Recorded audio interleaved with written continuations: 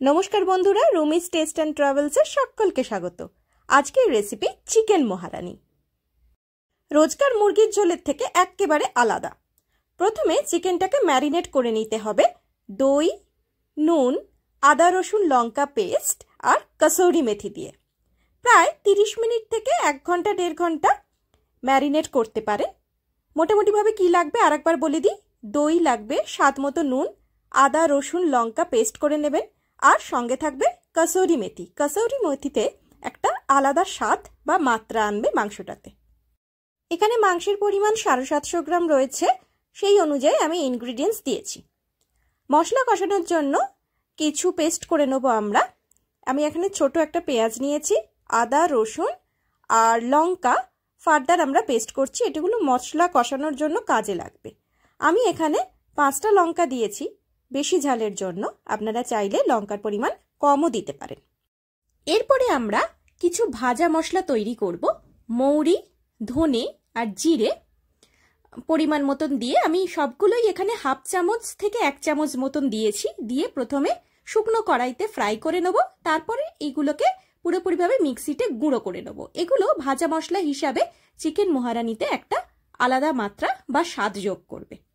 एरपरे आमरा कड़ाइते तेल गरम करब। तेलेर मध्य आमी छोटो छोटो करे केटे राखा एकटा पेंयाज, बड़ मापेर पेंयाज नियेछि, सेगुलोके प्रथमे फ्राई करे निচ্ছি। पेंयाजटा बेश भाजा भाजा हये गेले बा ब्राउन एकटा कालार जखन चले आसबे तखन जे आदा रसुन और पेंयाजटा आमरा पेस्ट करे रेखेछिलाम सेई पेस्टटा एर मध्य दिए नाड़ाचाड़ा करते थाकबो भालो मतन 2 থেকে 3 मिनिट मतन। जेहेतु এই রেসিপির নাম মহারানী, সেই কারণে সাজও হবে একেবারে মহারানীর মতন। সেই কারণে অনেকগুলো স্টেপ আছে। এই স্টেপগুলো যদি পরপর ফলো করেন তাহলে আমি গ্যারান্টি দিয়ে বলতে পারি রোজকার যে চিকেনটা আমরা করে থাকি তার থেকে একেবারে অন্য স্বাদ বা আলাদা স্বাদ এনে দেবে। ভীষণ ভালো লাগবে, বাড়ির সকলের তো বটেই, আপনার নিজেরও ভালো লাগবে এরকম একটা রেসিপি করতে পেরে। মশলা যখন কষাবেন তখন আঁচটা একেবারে মিডিয়াম থেকে লোয়ের দিকে রাখবেন যাতে মশলাটা কড়াইয়ের তলায় ধরে না যায় সেই কারণে। এরপরে বেশ কিছুক্ষণ নাড়াচাড়া করার পরে আমরা যে মাংসগুলোকে ম্যারিনেট করে রেখেছিলাম সেই ম্যারিনেট করা মাংসগুলো এর মধ্যে ডিরেক্টলি আমরা দিয়ে দেবো। আমি ম্যারিনেট করে রেখেছিলাম 1 ঘন্টা মতন। আপনারা যদি চান তাহলে বেশি পরিমাণ সময় ধরেও ম্যারিনেট করে রাখতে পারেন, সেক্ষেত্রে কোনো অসুবিধা হবে না। মাংসগুলো ম্যারিনেট করে রাখার ফলে খুব তাড়াতাড়ি সেদ্ধ হয়ে যাবে। তাই চিকেন মহারানীতে খুব একটা বেশি জল দেওয়ার প্রয়োজন আছে বলে আমি মনে করি না। সামান্য শেষের দিকে অল্প গরম জল দিতেও পারেন, কিন্তু যদি জল না লাগে তাহলে কোনো অসুবিধা হবে না। বেশিক্ষণ ম্যারিনেট করে রাখার ফলে মাংসগুলো হাফ সেদ্ধ হয়েই যায়, সেই কারণে অল্প জল দিতে বলছি। এরপরে আমরা স্বাদ মতো লবণ দিয়ে দেবো। লবণ দিয়ে আবারও বেশ কিছুক্ষণ মাংসটাকে কষাবো। কসুরি মেথি দেওয়ার ফলে এই রেসিপিটায় একটা সুন্দর গন্ধ বেরিয়ে আসবে যেটা মাংসের গন্ধটাকে একেবারেই ঢেকে দেবে। এইভাবে বেশ কিছুক্ষণ নাড়াচাড়া করার পরে আমরা যে ভাজা মশলা গুঁড়ো করে রেখেছিলাম মানে মৌরি, ধনে, জিরে এগুলো দিয়ে যেটা আমরা ভাজা মশলা তৈরি করেছি অলরেডি, সেই ভাজা মশলাটা আমরা এখানে ছড়িয়ে দেবো। ছড়িয়ে দিয়ে আবার মশলাটাকে কষাতে থাকবো। চাইলে এরকম ভাজা মশলা আপনি অবসর সময় করে রাখতে পারেন। রান্নার ক্ষেত্রে এটা একটা আলাদা স্বাদ এনে দেয় আর বিভিন্নভাবে এক্সপেরিমেন্টও করা যায়। আমি এরকম ভাজা মশলা করে রাখি, রান্নায় সেটা আমার কাজে লেগে যায়। এরপরে চিকেন মহারানির থার্ড স্টেপ। ফার্স্ট স্টেপ ছিল আদা রসুন পেস্ট দিয়ে আমরা নাড়াচাড়া করেছি। তারপরে সেকেন্ড স্টেপ হলো কি আমরা ভাজা মশলা দিয়েছি।